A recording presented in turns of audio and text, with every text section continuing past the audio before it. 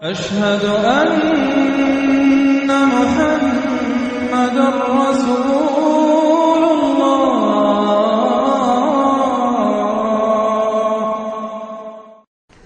اب جو 10 صورتیں رہ گئی ہیں ان میں سے اکثر کا تعلق سیرت النبی سے ہے صلی اللہ علیہ وسلم، اور اس میں سب سے پہلے جو ہے عرب کا وہ جو ماحول اس وقت کا تھا جس میں کہ حضور پیدا ہوئے ہیں، آپ کی ولادت باسعادت ہوئی ہے، اور اس کے کچھ واقعات کی طرف اور ان کا جو معاشی اس وقت کا معاملہ تھا خاص طور پر قریش کا، اس کی طرف اشارہ ہے۔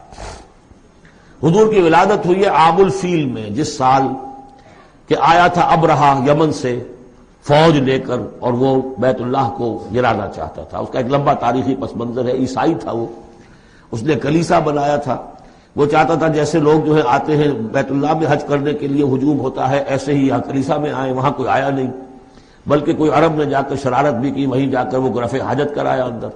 اس پر جو غصہ اسے چڑھا، اس نے کہا کہ اب ان کا جو ہے یہ بیت اللہ میں ڈھاؤں گا۔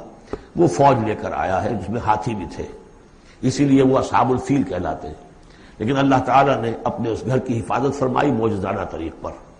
چھوٹے چھوٹے پرندے بھیجے ہیں جو سمندر کی طرف سے غول کے غول آئے، اور ان کے چونچوں میں اور ان کے پنجوں میں چھوٹے چھوٹے کنکر تھے، لیکن وہ کنکر جب وہ اوپر سے آ رہا ہے تو وہ گولی کا کام کرتا ہے، اس کی جو ویلوسٹی ہے اور مومنٹم جو بنتا ہے اس کا اوپر سے گرنے کی وجہ سے، تو اس نے گولیوں کا کام کیا اور پوری فوج جو ہے تہس نہس ہو گئی۔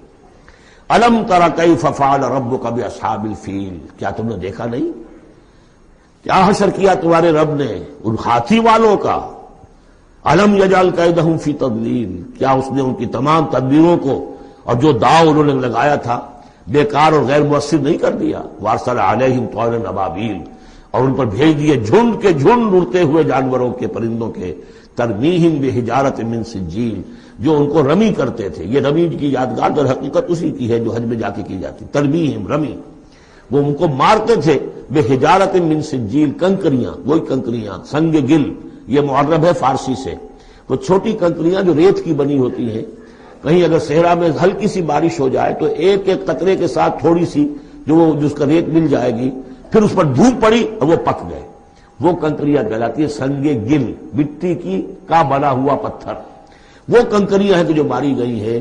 فجعلہم کعصف معقول، پھر انہوں نے کر دیا انہیں ایسا جیسے کہ بھس جو کہ کھایا گیا ہو۔ جانوروں کے آگے آپ نے چارہ ڈالا، وہ کھا لیا، پھر کو جو کچھ پڑا رہ جاتا ہے ادھر ادھر، اس طرح کا کر دیا، ان کا نام و نشان مٹا دیا۔